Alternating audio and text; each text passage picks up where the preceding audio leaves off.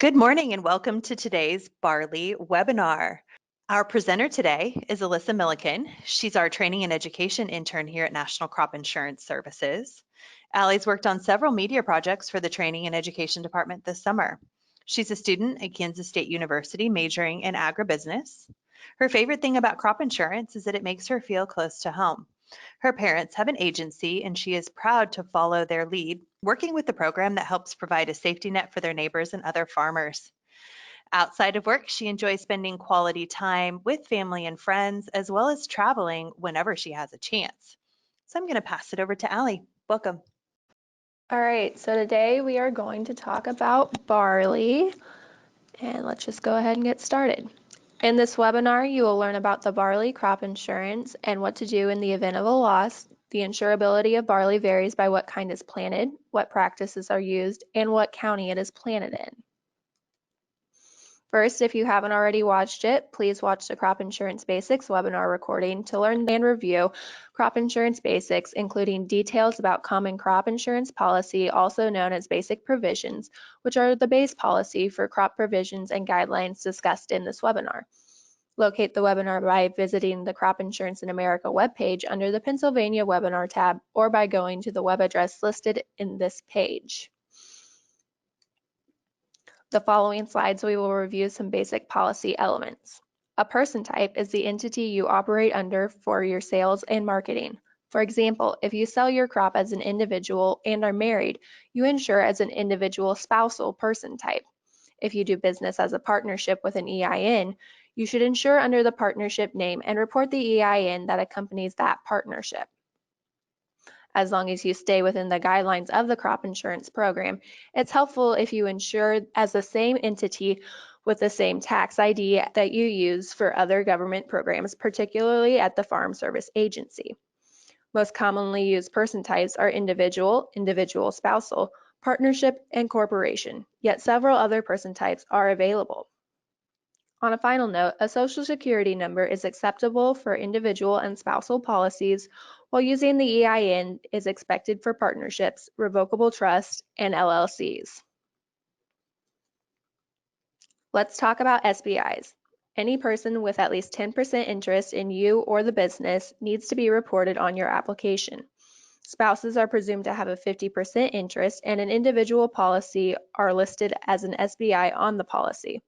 Make sure to report any SBI by the sales closing date to ensure your application will be accepted. Why is it important to check your AD 1026 status before purchasing a policy?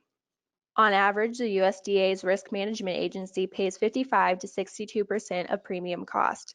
It is important to check your status with FSA that you have an AD 1026 on file, because without it, you are not eligible for a premium discount and you will be responsible for all of the premium cost.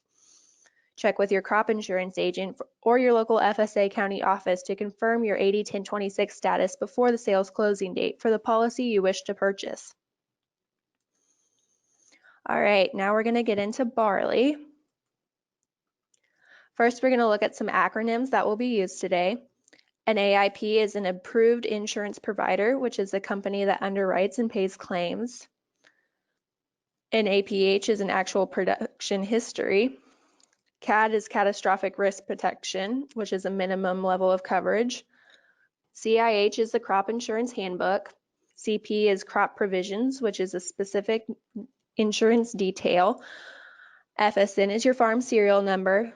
SCD is the sales closing date, which is the application deadline, and SP is special provisions.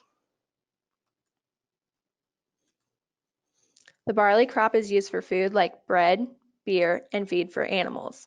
There are two types available in multiple counties in Pennsylvania, which are winter and spring.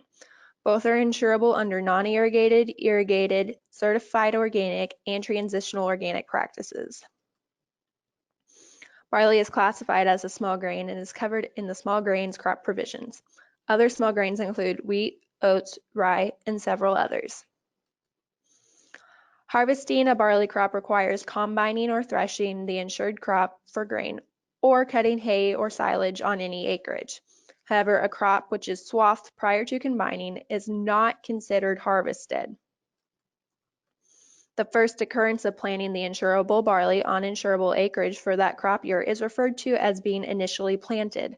This comes up often in the crop provisions because it is important to understand when the crop is considered planted.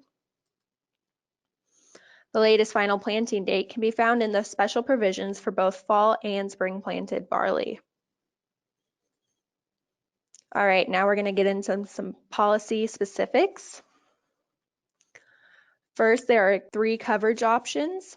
There's the yield protection plan, which is the value of the production guarantee per acre and the value of production to the count are determined by multiplying the FCIC issued projected price times the percentage of projected price selected by the insured. Once selected, the percentage of the projected price will continue to apply unless changed or before the applicable sales closing date. The second option is the revenue protection plan. The FCIC issued projected price and harvest price must be insured at 100%. The projected price is used to calculate the premium and replanting and any preventative plant payment. There is also an option where you can have revenue protection with harvest price exclusion. If that is elected, the projected price is used to compute the revenue projection guarantee per acre. And if it is not elected, the projected price is used to initially determine the revenue protection guarantee per acre. If the harvest price is greater than the projected price, the revenue protection guarantee per acre will be recomputed using the harvest price. There are several important dates that the insured needs to be aware of to uphold the policy. These dates vary between the crop types.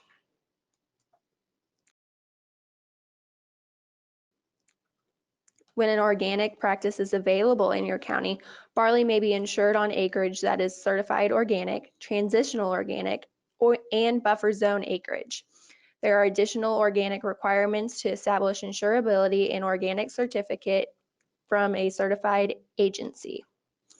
If the organic practice is not available in your county, a written agreement or contract price addendum may be another option to allow for insurance.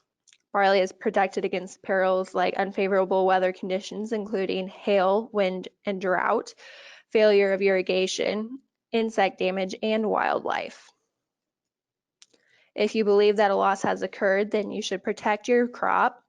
Then you should notify your agent no later than 72 hours after the initial discovery of damage.